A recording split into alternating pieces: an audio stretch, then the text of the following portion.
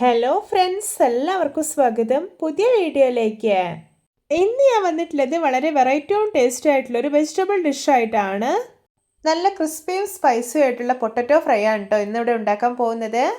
Video കണ്ടിട്ട് ഇഷ്ടപ്പെടുവാണെങ്കിൽ like ചെയ്യുക, ഷെയർ ചെയ്യുക, കമൻറ്റ് ചെയ്യുക, ചാനൽ സബ്സ്ക്രൈബ് ചെയ്യാനും മറക്കരുത്. പിന്നെ ഫേസ്ബുക്കിലൂടെയാണ് വീഡിയോ കാണുന്നതെങ്കിൽ പേജ് ഫോളോ കൂടി ചെയ്യണേ. അപ്പോൾ നമുക്ക് നേരെ വീഡിയോയിലോട്ട് പോവാം.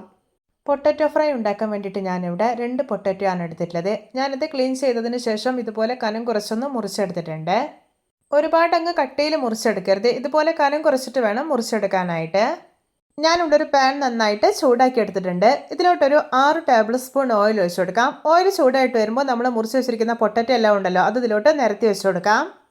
ഇനി ഇതിൻ്റെ മേലേക്ക് ഉപ്പ് വിതറി കൊടുക്കാം. ഈ ഒരു പൊട്ടറ്റോ കഷ്ണങ്ങളിലെല്ലാം ഉപ്പ് നന്നായിട്ട് തന്നെ പിടിക്കണം. അപ്പോൾ ഒരു പാകം നോക്കിയിട്ട് വേണം ഉപ്പ് ഇട്ട് കൊടുക്കാനായിട്ട്. ഇനി ഇതെല്ലാം ഒന്ന് ഇളക്കിയിട്ട് കൊടുക്കുകയാണ്. നല്ലപോലെ ഒന്ന് മൊരിഞ്ഞ് വരട്ടെ. നല്ലൊരു നോൺ വെജ് ടേസ്റ്റിൽ തയ്യാറാക്കിയെടുക്കാൻ പറ്റുന്ന ഒരു പൊട്ടറ്റോ ഫ്രൈ റെസിപ്പിയാണിത്. എല്ലാവരും ഇതുപോലെ ഒന്ന് ഉണ്ടാക്കി നോക്കണേ. പൊട്ടറ്റോ നല്ല കനം കുറച്ച് മുറിച്ചെടുത്തായതുകൊണ്ട് തന്നെ പെട്ടെന്ന് തന്നെ ഇത് മൊരിഞ്ഞ് കിട്ടും. ഇപ്പോൾ കണ്ടോ, ഇതിൻ്റെ കളറൊക്കെ ചേഞ്ച് ആയിട്ട് നല്ല പെർഫെക്റ്റ് ആയി തന്നെ മൊരിഞ്ഞ് കിട്ടിയിട്ടുണ്ട്. ഇനി നമുക്കിതൊരു പ്ലേറ്റിലോട്ട് കോരി മാറ്റി വയ്ക്കാം. ഇനി ഒരു സെയിം പാനിലോട്ട് 2 ടേബിൾ സ്പൂൺ ഓയിൽ ഒഴിച്ചു കൊടുക്കാം.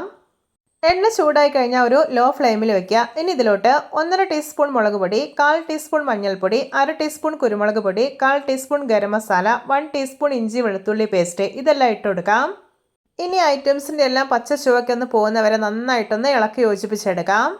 ഒരു കാര്യം പ്രത്യേകം ശ്രദ്ധിക്കണം, ലോ ഫ്ലെയിമിൽ തന്നെ വെച്ചിട്ട് വേണം ഇത് ഇളക്കി യോജിപ്പിച്ചെടുക്കാനായിട്ട്, അല്ലെങ്കിൽ ഇത് പെട്ടെന്ന് തന്നെ കരിഞ്ഞു പോകാനുള്ള ചാൻസ് ഉണ്ട്. ഇനി ഇതിലോട്ട് കുറച്ച് കറിവേപ്പില കൂടി ഇട്ട് കൊടുക്കാം, എന്നിട്ടൊന്ന് മിക്സ് ചെയ്തെടുക്കാം.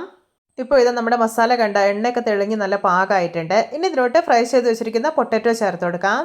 ഇനി ഈ പൊട്ടറ്റോയിലെല്ലാം മസാലയൊക്കെ നല്ലപോലെ പിടിക്കും. ഇതൊന്ന് ഇളക്കി യോജിപ്പിച്ചെടുക്കാം. ഇനി ഇതൊരു മീഡിയം ഫ്ലെയിമിൽ വെച്ചോളൂ. ഇത് നന്നായിട്ടൊന്ന് മൊരിഞ്ഞ് വരട്ടെ. ഇപ്പോൾ ഇത് നമ്മുടെ പൊട്ടറ്റോ ഫ്രൈ കണ്ടോ, നല്ല പെർഫെക്റ്റ് ആയി തന്നെ റെഡി ആയി കിട്ടിയിട്ടുണ്ട്. മസാലയൊക്കെ നന്നായിട്ട് പിടിച്ച് നല്ല ക്രിസ്പി ആയി വന്നിട്ടുണ്ട് കണ്ടോ.